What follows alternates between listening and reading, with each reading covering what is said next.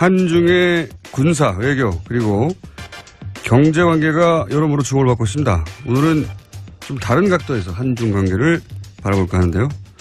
많은 분들이 아실 분입니다. 중국을 대표하는 작가, 전 세계적知名도의 위하 작가 스튜디오에 직접 모셨습니다. 안녕하세요. 김호준 선생님의 이번 프로그램에 출연하게 돼서 매우 반갑습니다.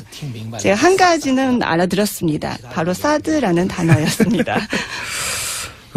한국에서 가장 유명하고 재밌는 시사 방송이라고. 对，然后你有什么想对他说的吗？轮到我了吗？对。那你待会能不能给我一个暗示？对， 매우 날카롭고 재미있는 시사 프로그램이라는 것을 이제 얘기 들었고요. 혹시 오늘도 재미있는 뭔가 이야기를 터뜨릴 생각이신지 네. 그거 매우 궁금합니다. 그거는 이제 작가님한테 달려있어요. 작가님한테 달려있는데. 자, 대표작 중에 하나인데 허삼관 매혈기. 한국에서 굉장히 유명한 소설입니다. 영화화 됐어요. 영화화 됐는데 위하 작가를 모르는 한국 독자들도 있기 때문에 제가 좀 소개를 더 드리면 뉴욕타임즈에도 기고를 정기적으로 하시고 유럽에서도 책들이 번역 출간이 됐고 세계 여러 나라에서 문학상도 받으셨고 그리고 프랑스에서 문화예술 훈장도 받으셨고 맞습니까? 저는 사실은 이런 것들은 중요치 않다고 생각합니다. 특히 정부에서 주는 상 같은 경우는 특히 그런데요. 예, 아까 이제 프랑스 문학예술 훈장을 말씀하셨는데 그거는 사실은 중국에서 비유를 하자면 중국에서 5일 노동절 때 주는 그런 상장과 똑같다고 보고 있습니다. 굉장히 흔하다는 얘기예요. 많은 사람들한테 주는 어떤 상이라고 할 수 있겠습니다. 알겠습니다.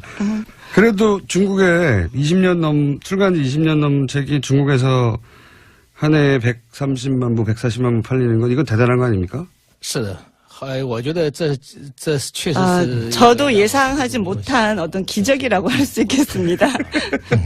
저희가 이제 문학 방송이 아니고 시사 방송이에요. 그래서 지식인으로 작가에게 한중 간의 현안을 한번 여쭤보려고 하는 거거든요. 작가의 관점은 이런 사안들을 어떻게 바라볼까. 이런 시사적인 질문을 해도 괜찮겠는지 물어봤어요. 실은 이제 중국에서 가장 유명한 모든 사람들이 다 알고 있는 뉴스 프로그램은 7시에 방송되는 뉴스 신원联播라는 프로그램이 있습니다. 예, 그 프로그램은 제가 10몇 년 동안은 보지 않았습니다. 그리고 대부분 중국에서 진행하는 그런 뉴스 프로그램은 반대로 이미 반대로 이해하면 된다고 저는 생각하고 있습니다. 네, 그런데 당연히 대답해드리겠습니다. 그리고 저는 제 뜻을 반대로 표현할 수도 있습니다. 알겠습니다. 이제 한중 관계를 한국에서 바라볼 때하고 중국에서 바라볼 때 이제 다를 수밖에 없을 텐데 중국에서 보는 중한 관계하고 한국이 바라보는 한중 관계하고 이렇게 다르구나 하고 느낀 적이 있으신지 있다면 어떻게 다르게 느끼셨는지. 저는 그 차이점은 주로 시간에서 드러나고 있다고 생각합니다. 실은 이제 사드 문제가 중국에서 일파만파로 커졌던 그 시점은 주로 작년 하반기였습니다.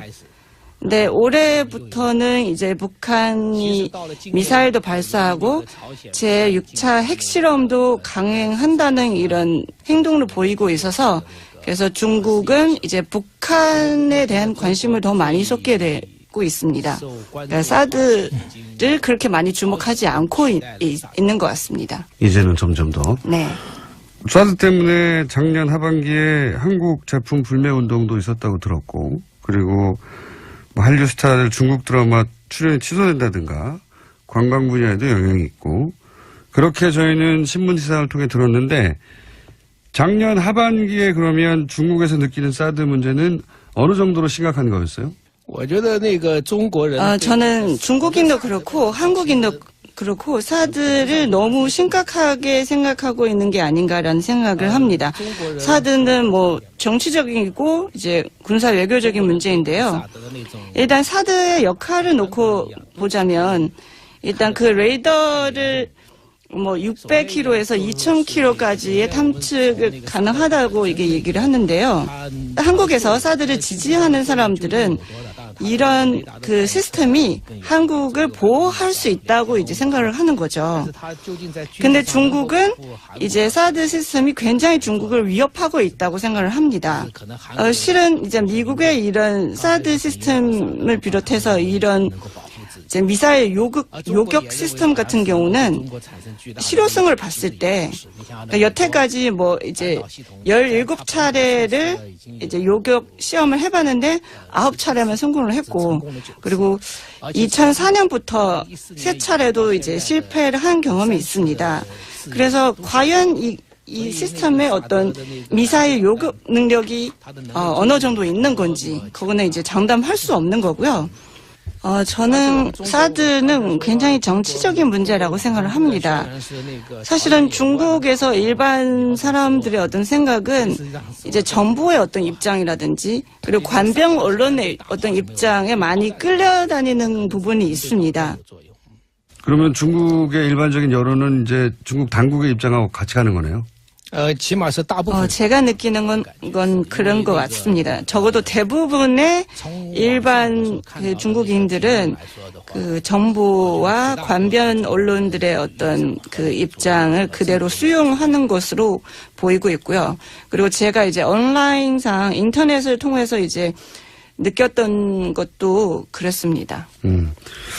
그런데 아까도 말씀하셨지만 뭐 중국이나 한국이나 이 사드에 대해서 지나치게 민감하게 반응하는 것 같다고 말씀하셨는데, 그리고 사드는 정치적인 문제라고 군사적인 문제라기보다는 그 관점에서 이것이 미국이 중국을 견제하려고 하는 것인데 그 사이에서 중국과 한국 사이에 지나치게 긴장관계가 만들어진 거 아니냐. 그래서 중국과 한국 사이는 이렇게까지 할 필요는 없다.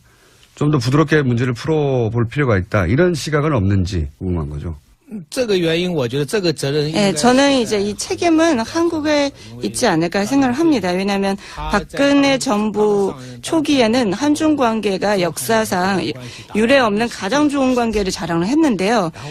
그런데 이런 상황에서 그러니까 사드와 같은 중국에는 사실은 그렇게 위협적이지 않는 시스템이고, 그리고 한국한테는 그렇게 뭐 군사적으로 대단한 시스템이 아닌 거를 가지고 한중 관계를 이렇게 안 좋은 방향으로 얼음장처럼 만들었지 않았느냐. 이것은 한국의 책임이 있다고 생각을 하고요. 그리고 결과적으로는 일본만 좋아하지 않을까. 왜냐하면 아베 정부는 군국주의적인 어떤 사고를 가지고 있기 때문입니다. 박근혜 정부가 사드를 배치하기 직전까지도 사드를 배치하지 않을 거라고 조속한 시일 내에는 그렇게 얘기하긴 했었죠. 중국 정부에. 그 말씀하시는 것 같은데, 그죠? 사드 문제가 갑자기 튀어나기 전에는 중국과 한국 간의 어떤 관계는 정말 전 세계로 봤을 때도 가장 좋은 어떤 외교 관계가 아닌가 싶습니다. 이런 사드 문제가 갑자기 이제 얘기가 꺼냈고, 그리고 중국인들한테는 아무래도 어떤 충격이지 않을까 싶습니다. 중국인이 사드에 대한 어떤 분노 같은 것은 사드 배치 직전까지는 가장 최고조였습니다. 왜냐하면 실질적으로 사드 배치한 것은 황교안 총리께서 이제 총리 대행 시절에는 이것을 진행을 한 거잖아요. 사실상 이제 사드 배치를 결정하고 나서 그 뒤에 중국인들의 어떤 관심사는 북한의 뭐 미사일 발사라든지 핵실험이라든지 이런 북한의 도발 때문에 관심사가 완전히 북한 쪽으로 옮겨갔습니다. 알겠습니다. 중국의 입장에서 보자면, 중국의 관점에서 보자면, 한국에도 큰 도움이 안 되는 시스템이고 중국에도 큰 위협이 안 되는 시스템인데 결국은 일본만 좋은 이 무기에 대해서 그렇게 집착하고 이 관계를 망가뜨렸냐 갑자기 박근혜 정부가 이런 얘기인 것 같은데요. 그런데 이제 문재인 정부가 출범을 했어요. 사드 배치 책임 있는 정부는 이제 끝이 났고, 그러면 중국 지식인의 입장에서 보기에는 이 문제는 어떻게 풀어야 잘 풀릴까요? 저는 우선 중국과 북한의 관계에 대해서 좀 말씀드려야 할 것 같습니다. 일단 많은 한국 사람들이 생각하는 것처럼 중국과 북한의 관계는 그리 좋지는 않았습니다. 중국과 일본 그리고 한국과 일본의 관계가 매우 안 좋은 걸로 계속한다면 그러면 중국과 한국은 관계가 좋을 수밖에 없어요. 일단은 사드는 이미 배치했고 그리고 이미 어떤 이미 실종하는 어떤 문제로 봐야 됩니다. 물론 이제 정부 입장에서는 뭐 여러 가지 뭐 제재도 하고 뭐 하겠지만 네, 우리가 최근에 볼 수 있는 것은 일단 문재인 대통령님이 중국으로 특사를 보냈고 또 이 특사는 중국에서 시진핑 주석을 만나서 이제 환담을 했고 이런 부분들에 대해서 그 관변 언론이나 주류 언론들은 매우 적극적으로 보도를 했습니다. 그래서 이런 것들은 다 긍정적인 어떤 신호, 긍정적인 시그널을 우리한테 이제 시사를 하고 있고요. 근데 제 생각에는 중한 관계는 더 나빠질 수는 없을 것 같습니다. 이미 이제 최악의 상황이었기 때문에 더 이상은 나빠질 수 없고 이제는 나아지지 않을까라고 생각을 합니다. 그 정도로 나빴어요?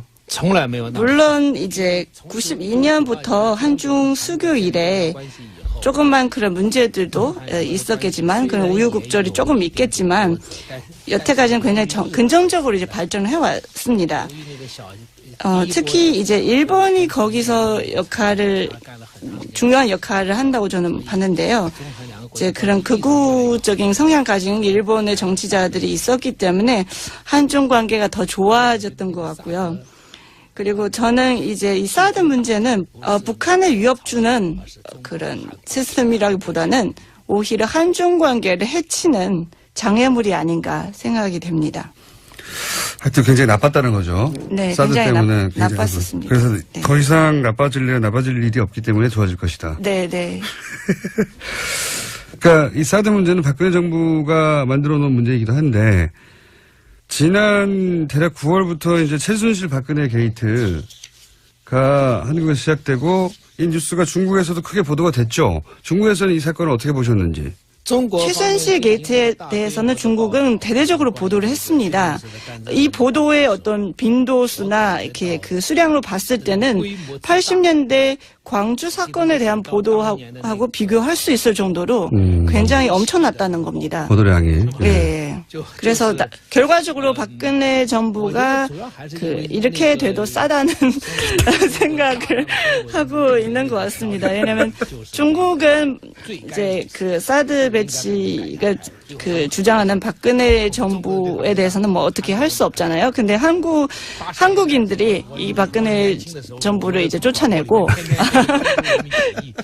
결국 이런 결과를 얻었습니다. 아, 그렇게 중국인들 입장에서는 중국을 괴롭힌 사드 문제를 결정한 박근혜 정부를 한국인들이 물론 그것 때문에 쫓아낸 건 아니지만 쫓아내니 통쾌하다고 하고 바라봤군요. 이 뉴스를. 네.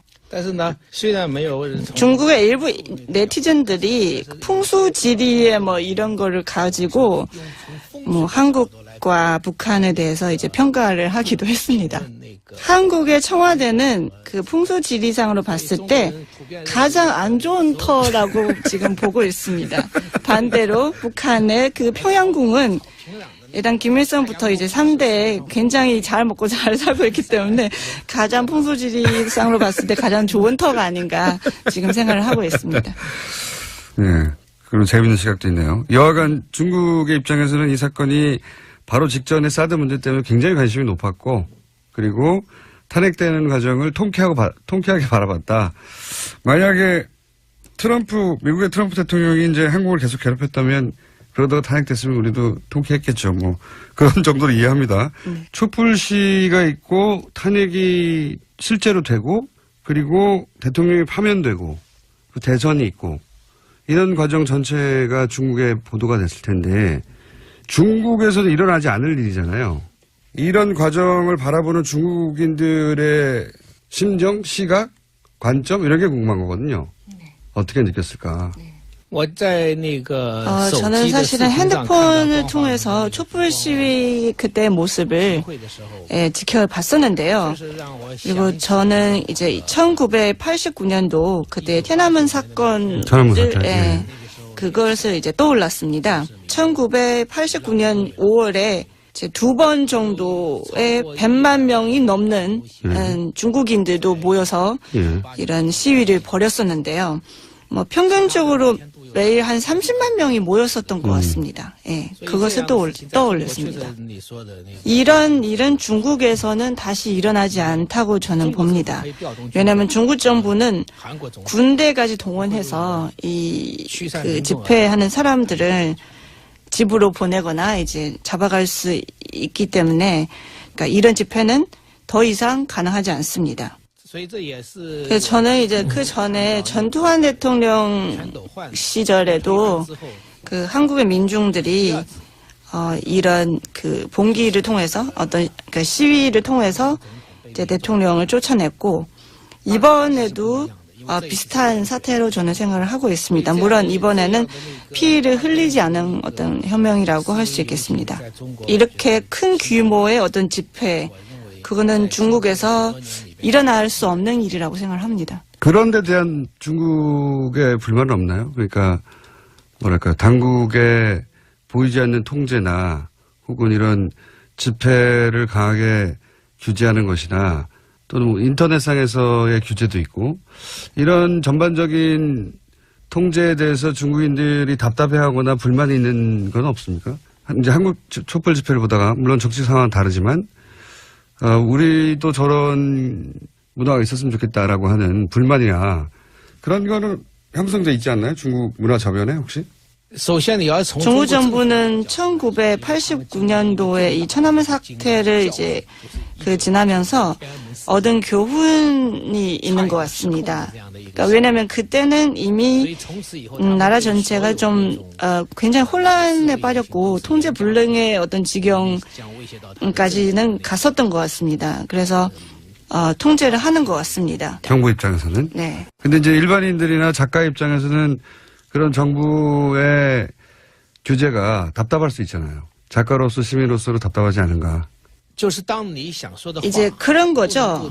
자기가 하고 싶은 말을 예를 들어서 이 방에 있는 사람들만 들을 수 있고 이 방의 밖이라든지 아니면 더 멀리 있는 사람들한테 전달할 수 없다는 이런 것을 이제 느꼈을 때 참 말하는 어떤 자유라든지 언론의 자유가 없다는 것을 이제 느낄 수 있습니다.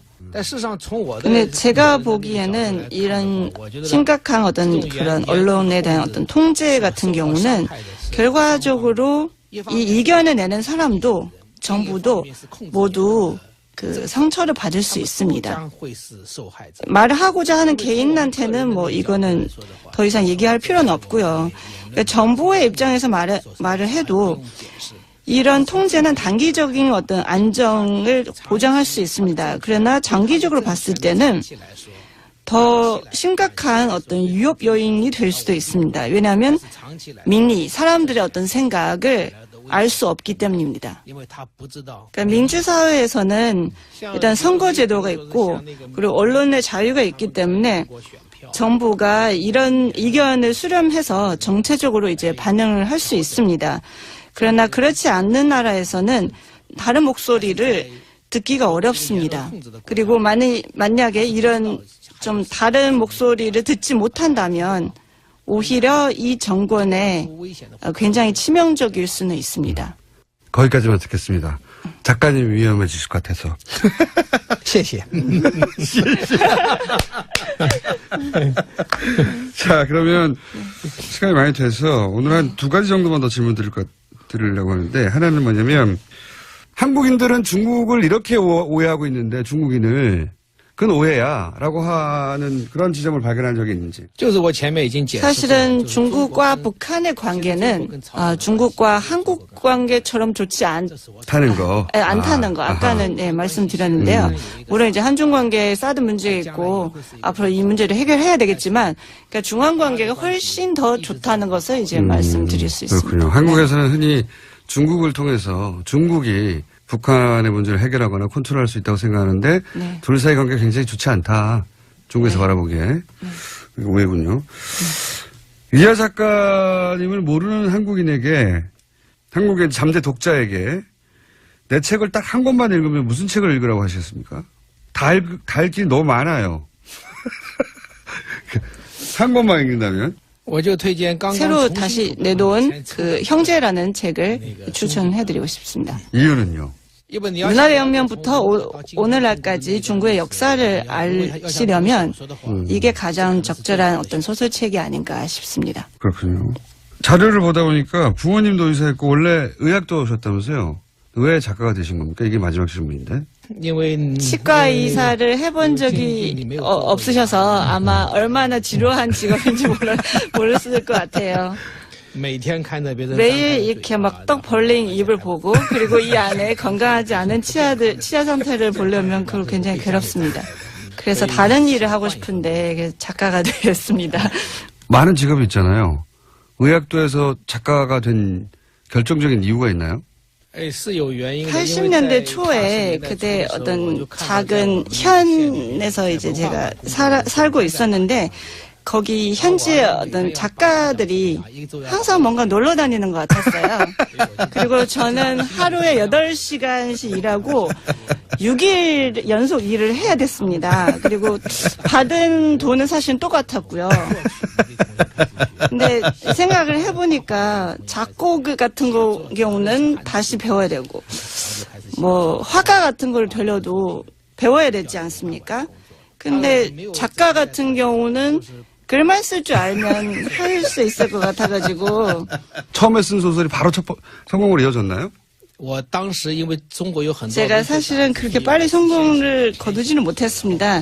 처음에는 단편 소설 위주로 썼습니다. 경상의 많은 도시에 있는 그런 문학지에 계속 이제 보냈죠. 제 작품을 보내고 네, 항상 퇴짜를 맞았습니다. 그래서 저는 그때 이제 마당에 있는 집에서 살고 있었는데 제 원고지가 오면 항상 그 우체국 아저씨가 던져줬습니다. 마당 밖에서 안으로 슉 던졌었는데요. 그래서 저희 아버지가 또 이번 퇴짜 맞았구나 이렇게 말씀하시기도 했는데 사실은 그때 제가 이 작품을 보냈던 중국의 수많은 도시들이 있는데 지금까지도 다 가보지를 못할 정도로 굉장히 많았습니다. 그럼 첫 번째 성공이 언제, 얼마나 시간이 지난 다음에 어떻게 사람들이 알만한 작품이 탄생한 겁니까? 그게 뭡니까? 然后我那个 사실은 이제 제가 92년도에活着, 그러니까 살아간다는 거, 그 한국에서 뭐 인생 이렇게 번역하기도 했는데 그 책을 이제 내놨는데 시제적으로 98년도부터 갑자기 인기가 좀 많아진 것 같습니다. 그리고 20년이 지났는데도 지금 해마다 100만 부 이상 팔리고 있습니다. 인생이요? 네네. 어떤 이제 문화평론가 같은 분이 저를 찾아왔었습니다. 그래서 그 인생도 있고 호상관 멸혈기도 있는데 그 책이 왜 이렇게 잘 팔리고 있는지를 분석을 해봤는데 그래서 뭐 첫째, 둘째, 셋째, 넷째 이렇게 나열을 했는데 저는 굉장히 힘들게 끝까지 이제 참고 들었는데 제가 보기에는 다 헛소리인 것 같습니다. 제가 중국에서 이렇게 그 인기 작가가 된 것은 결국은 운이 좋았을 것 같습니다. 제 철학관하고 비슷하시군요. 예. 운이 좋아야 돼요. 운이 좋아야 돼요. 98년에 무슨 운이 터진 거죠, 근데? 저도 사실 어리둥절합니다. 그냥 출판사만 바꿨을 뿐인데 갑자기 어느 날에 슈퍼마켓 갔더니만 슈퍼마켓까지도 그 인생이라는 책이 떡하니 이제 팔고 있었더라는 거죠. 저는 이제 형제도 한국에서 크게 성공할 것 같다는 예감이 듭니다. 왜냐하면 출판사를 바꿨기 때문에.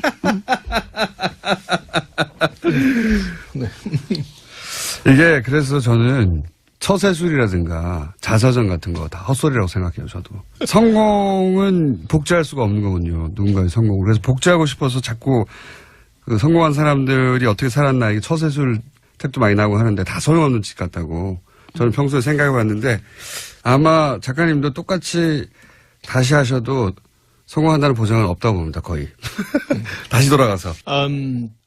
이제 제 지금 살아온 인생을 돌이켜보면 지금까지 참 운 좋게 모든 예, 한 걸음 한 걸음 다 제대로 밟은 것 같습니다. 알겠습니다. 그래서 저는 모든 사람이 운교, 예, 불교 말고 운을 믿는 종교, 운교의 신자가 되야 된다고 생각하는 사람인데 오늘 여기까지 하겠고요.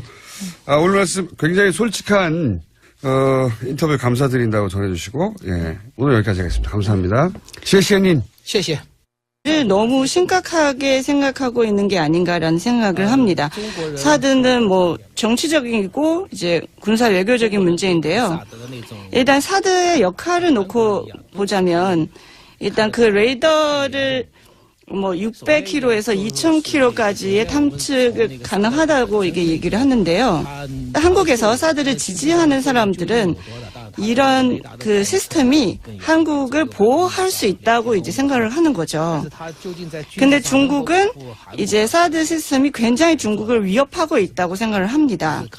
실은 이제 미국의 이런 사드 시스템을 비롯해서 이런 이제 미사일 요격 시스템 같은 경우는 실효성을 봤을 때 그러니까 여태까지 뭐 이제 17차례를 이제 요격 시험을 해봤는데 9차례만 성공을 했고 그리고 2004년부터 3차례도 이제 실패를 한 경험이 있습니다. 그래서 과연 이 시스템의 어떤 미사일 요격 능력이 어느 정도 있는 건지 그거는 이제 장담할 수 없는 거고요. 저는 사드는 굉장히 정치적인 문제라고 생각을 합니다. 사실은 중국에서 일반 사람들의 어떤 생각은 이제 정부의 어떤 입장이라든지 그리고 관병 언론의 어떤 입장에 많이 끌려다니는 부분이 있습니다. 그러면 중국의 일반적인 여론은 이제 중국 당국의 입장하고 같이 가는 거네요? 起码是大部分 방 같은 경우는 특히 그런데요. 예, 아까 이제 프랑스 문학 예술 훈장을 말씀하셨는데 그거는 사실은 중국에서 비유를 하자면 중국에서 5일 노동절 때 주는 그런 상장과 똑같다고 보고 있습니다. 굉장히 흔하다는 얘기예요. 많은 사람들한테 주는 어떤 상이라고 할 수 있겠습니다. 알겠습니다. 그래도 중국에 출간 지 20년 넘은 책이 중국에서 한 해에 130만 부, 140만 부 팔리는 건 이건 대단한 거 아닙니까? 是的，我觉得这确实是 저도 예상하지 못한 어떤 기적이라고 할 수 있겠습니다. 저희가 이제 문학 방송이 아니고 시사 방송이에요. 그래서 지식인으로 작가에게 한중간의 현안을 한번 여쭤보려고 하는 거거든요. 작가의 관점은 이런 사안들을 어떻게 바라볼까? 이런 시사적인 질문을 해도 괜찮겠는지 물어봐주세요. 실은 이제 중국에서 가장 유명한 모든 사람들이 다 알고 있는 뉴스 프로그램은 7시에 방송되는 뉴스 그 신원联播라는 프로그램이 있습니다. 예, 그 프로그램은 제가 10몇 년 동안은 보지 않았습니다. 그리고 대부분 중국에서 진행하는 그런 뉴스 프로그램은 반대로 이미 반대로 이해하면 된다고 저는 생각하고 있습니다. 네, 그렇네. 당연히 대답해드리겠습니다. 그리고 저는 제 뜻을 반대로 표현할 수도 있습니다. 알겠습니다. 이제 한중 관계를 한국에서 바라볼 때하고 중국에서 바라볼 때 이제 다를 수밖에 없을 텐데 중국에서 보는 중한 관계하고 한국이 바라보는 한중 관계하고 이렇게 다르구나 하고 느낀 적이 있으신지 있다면 어떻게 다르게 느끼셨는지.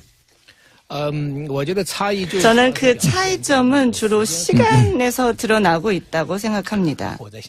실은 이제 사드 문제가 중국에서 일파만파로 커졌던 그 시점은 주로 작년 하반기였습니다. 근데 올해부터는 이제 북한이 미사일도 발사하고 제6차 핵실험도 강행한다는 이런 행동을 보이고 있어서 그래서 중국은 이제 북한에 대한 관심을 더 많이 쏟게 되고 있습니다. 그러니까 사드를 그렇게 많이 주목하지 않고 있는 것 같습니다. 이제는 점점 더. 네. 사드 때문에 작년 하반기에 한국 제품 불매 운동도 있었다고 들었고 그리고 한류 스타들 중국 드라마 출연이 취소된다든가 관광 분야에도 영향이 있고 그렇게 저희는 신문 기사를 통해 들었는데 작년 하반기에 그러면 중국에서 느끼는 사드 문제는 어느 정도로 심각한 거였어요? 저는 중국인도 그렇고 한국인도 그렇고 사들 한중의 군사, 외교, 그리고 경제 관계가 여러모로 주목을 받고 있습니다. 오늘은 좀 다른 각도에서 한중 관계를 바라볼까 하는데요. 많은 분들이 아실 분입니다. 중국을 대표하는 작가, 전 세계적 지명도의 위화 작가 스튜디오에 직접 모셨습니다. 안녕하세요.